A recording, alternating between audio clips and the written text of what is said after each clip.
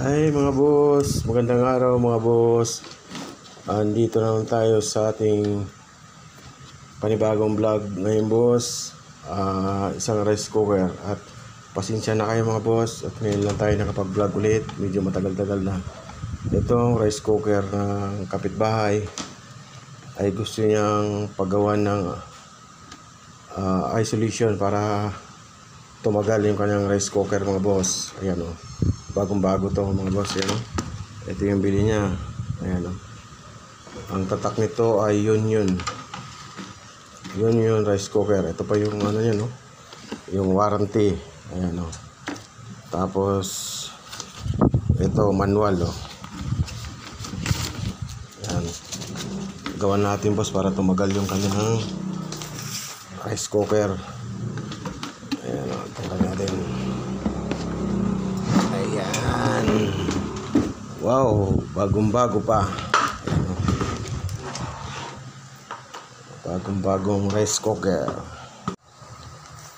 Ayan, ito ang rice cooker natin. Ating tatanggalin. Ito mga boss, gamitan nyo lang ito ng screw, dalawa, tatlo.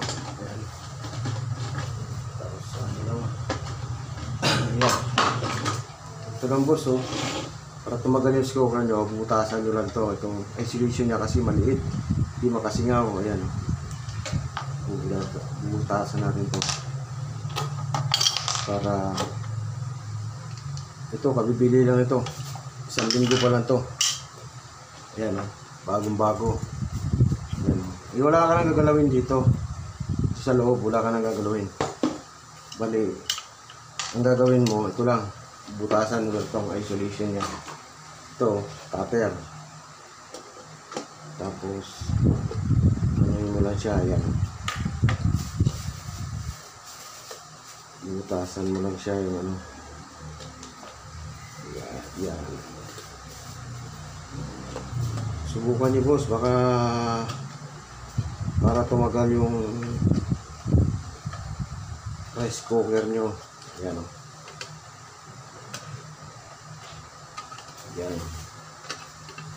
Kasi yung rice cooker minsan hindi maabot ng taon, minsan 6 na buwan lang sira na agad.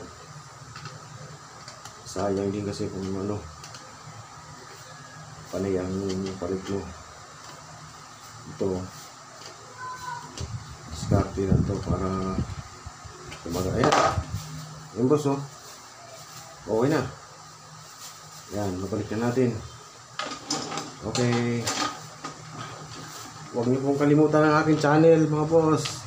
Please subscribe sa aking channel, yung Naps TV.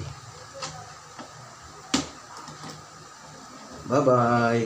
Yun lang po at maraming salamat.